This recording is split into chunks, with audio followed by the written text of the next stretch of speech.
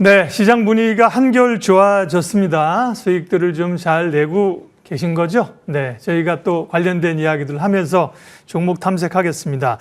돈이 모이는 곳의 핵심 전략들 머닝 시간인데요. 머닝 섹터 종목 전략입니다.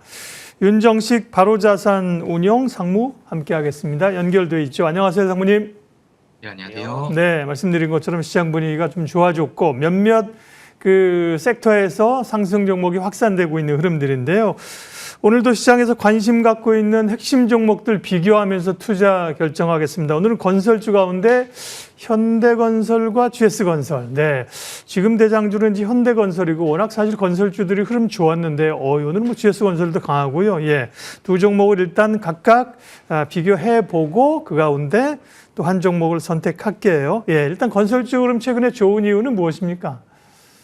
네, 우선 건설주는 두 가지 이유가 있었습니다. 국내 특히 수도권 중심의 건설 경기가 조금씩 좋아지고 있다. 마진율이 올라간다라는 부분으로 주가 상승이 시작이 됐어요. 그러니까 건설주들 워낙 바닥 찍었었다가 국내 서울 중심으로 한 건설 경기에 대한 좋은 점들이 부각이 되면서 조금씩 올라가고 있다가 최근에는 이거보다 훨씬 더 크게 반영이 된 게 이 원전이죠. 원전, 그리고 HMR, 팀코리아, 이런 키워드들이 굉장히 많이 들렸는데, 이런 원전 기대감에 건설주에 대한 주가가 추가적으로 상승을 했습니다. 이 두 가지의 키워드가 모두 다 건설주의 실적을 좋게 만드는 그런 이유기 때문에, 결국은 실적이 좋아진다. 그렇기 때문에 주가가 좀 올라갔다라고 보시면 되겠습니다.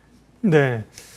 그러면요, 말씀하신 것처럼 이제 구체적으로 기대감이 아니라 실적이 얼마나 좀 현실적으로 잡히고 좋게 나타날 것인가 궁금한데 현대건설과 GS건설 각각 좀 의견 좀 말씀해 주세요.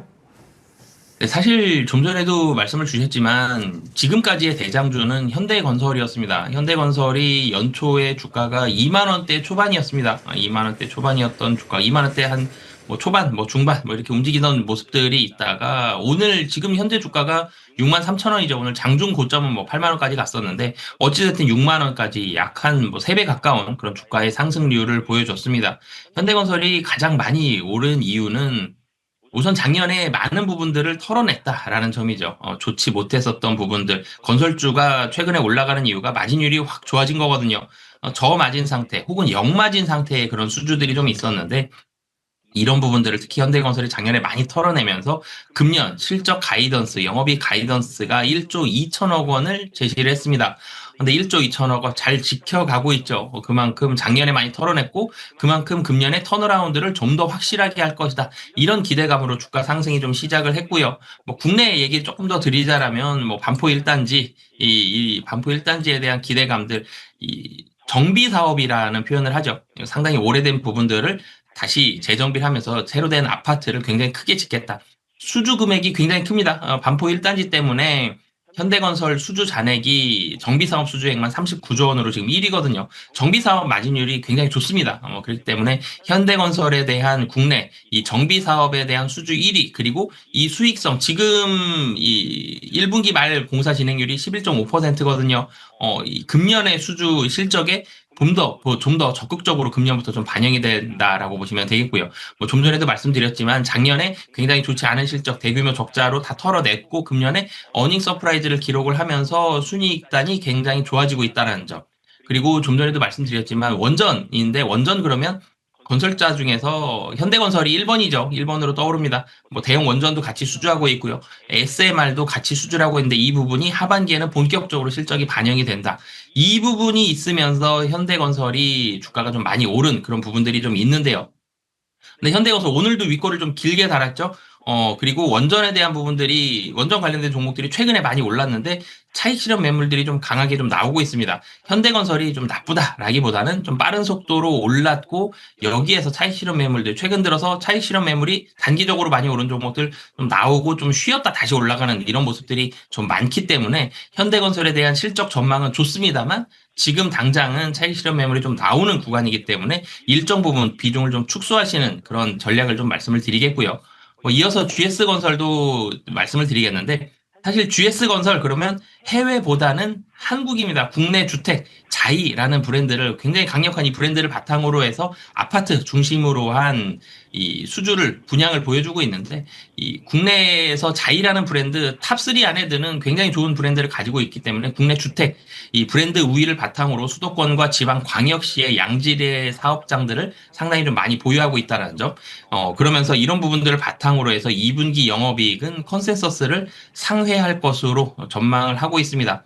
주택과 이 건축 부문에 있어서는 계속적으로 대규모로 증액이 되고 있다는 점. 그러니까 국내에 포커스만 맞췄을 때는 GS 건설의 이 도급 능력이 굉장히 좀 거의 탑 클래스 수준의 모습을 보여주고 있다는 점. 그래서 원전에 대한 부분들이 좀 덜 반영되어 있었기 때문에 이 주가에 대한 탄력성은 좀 더 폭발적으로 일어날 수 있다는 점이 있고요. 그리고 마지막으로는 이니마, 자회사 이니마를 매각을 하면서 캐시가 상당히 좀 많이 들어왔습니다. 이런 부분들로 인해서 주가에 대한 재평가도 좀 기대할 수 있다는 점. 그러니까 원전주보다는 국내 경기에 국내 주택에 포커스를 맞춰서 GS 자이 좀 더 앞으로에 대한 주가 상승에 대한 탄력도가 좀 더 좋을 가능성이 높다라는 의견을 드리겠고요. 그러면서 이 비중 확대 의견 말씀드리겠습니다.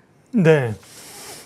건설주 가운데 GS건설을 지금은 조금 더 포인트를 잡아봤습니다. 뭐 아시는 것처럼 GS건설은 지난번에 사고가 좀 있었죠. 검단 신도시였나요? 근데 이제 그런 걸 시간을 지나면서 이제 투자자들이 그런 걸 써서 잊어가는 거죠. 그 시간이 필요했던 거죠. 그리고 이제 본업과 이런 것들로 인해서 부각을 받으니까요. 뭐 그때에 비하면 강하게 상승세로 오늘 특별히 현대건설보다도 압도적으로 상승세가 강합니다. 네, GS건설 말씀하셨고요. 다음은 포트폴리오 전략 또 다른 유망주 준비하셨는데 말씀해 주십시오. 네, 이번에는 조금 더 긴 호흡으로 갈 만한 종목을 좀 말씀을 드리겠습니다. S-OIL 좀 말씀을 드리겠는데요. 사실 S-OIL은 굉장히 힘든 시간을 길게 보냈습니다. 정유주들이 보통 국제유가가 많이 좀 하락을 하면서 힘든 시간들을 보냈었죠. S-OIL의 차트를 사실 보면 22년도에 12만 원 정도를 기록을 하고요. 주가가 계속적으로 좀 뭐 중간에 뭐 단기적으로 좀 올라간 시간들이 있었겠지만 전체적으로는 추세가 계속적으로 좀 하락을 하면서 얼마 전에는 5만 원까지 좀 터치를 하는 그런 모습을 보여줬고 오늘 어제와 오늘 좀 반등을 하는 그런 모습을 보여주고 있습니다. S-OIL 주가가 왜 이렇게 하락을 했느냐? 국제유가가 좀 많이 떨어졌다는 점, 그리고 화학 시황이 경기가 좋지 않으면, 글로벌 경기가 좋지 않으면 화학 제품들은 덜 팔리게 되겠죠. 화학에 대한 부분들도 좋지 않다라는 점. 이런 부분들이 S-OIL 주가를 좀 누르는 그런 요인으로 작용을 했는데요. 지금 국제유가가 상당히 좀 싼 수준을 유지를 하고 있죠. 그런데 이 중장기적인 관점에서 조금만 더 길게 본다라면 WTI 기준으로 보면 60달러에서 한 70달러 정도가 될 가능성이 좀 높습니다. 지금의 60달러 혹은 그 이하 정도가 수준이 유지가 되고 있는데 우선은 오펙 플러스가 감산을 완화하고 있습니다. 이제는 이 조금 더 풀겠다라는 점, 그리고 캐나다 원유에 아시아 유입이 되고 있다는 점, 그리고 전체적으로 글로벌 경기가 전체적으로는 경기 부양에 대한 이 정책들을 많이 펼치고 있기 때문에 유가에 대한 이 정유에 대한 소비가 조금씩은 더 늘어날 가능성. 지금 미중 관세 전쟁도 완화가 되고 있죠. 중국에서도 경기 부양책을 계속적으로 좀 내세우고 있는 그런 상황입니다. 이런 부분들 본다라면 국제유가는 지금보다는 조금 더 높은 수준을 유지할 가능성이 상당히 좀 높은 그런 상황이고요. 정제 마진이 지금 10달러 정도에 근접하면서 연중 뭐 거의 최대치까지 상승했는데 지금이 최고점이고 앞으로 하락한다? 이 가능성보다는 어느 정도 유지가 되거나 그리고 추가 상승에 대한 플러스 알파도 조금 열려 있기 때문에 사실 정유주에 있어서는 가장 중요한 게 정제 마진이죠. 정제 마진이 높은 수준인데 근데 높은 수준임에도 불구하고 지금 투심이 많이 악화가 되어 있었습니다. 최근 들어서 오늘까지 3일 연속 상승을 하고는 있습니다만 3일 그 전을 보면 5월 23일 종가가 56,600원이에요. 굉장히 거의 역사적인 5년간의 저점 수준에 도달을 했기 때문에 이때 상태를 사실 본다라면 PBR이 0.7배 이하였는데 지금 좀 올랐습니다만 그럼에도 불구하고 PBR 0.7배 역사적인 저점 구간이다라는 점. 그러니까 이 업황이 이제는 조금씩 회복이 되고 있는 그런 상황인데 회복되기 전 굉장히 최악의 주가를 반영하고 있다라는 점, 이런 부분들을 봤을 때 좀 중장기적인 관점에서 S-OIL도 가격적으로도 상당히 좀 매력도가 높고 상승에 대한 가능성이 굉장히 좀 높다라고 말씀을 드리겠습니다. 예, 오늘 말씀하신 뭐 정유나 화학이나 최근에 소재주들도 좀 움직입니다. 그러나 이 신뢰를 가질 수 있겠는가라는 고민이 좀 있는 상황이고요. S51도 사실은 유가로만 본다면 고민이 있는데 핵심 포인트가 정제 마진입니다. 말씀하신 것처럼 정제 마진이 좋아지고 있다는 것은 좀 눈여겨서 주목해 볼 필요가 있네요. 예, 오늘 머닝 섹터와 종목 비교 핵심 종목 이야기 바로자산운용 윤정식 상무님 함께했습니다. 고맙습니다. 네, 감사합니다.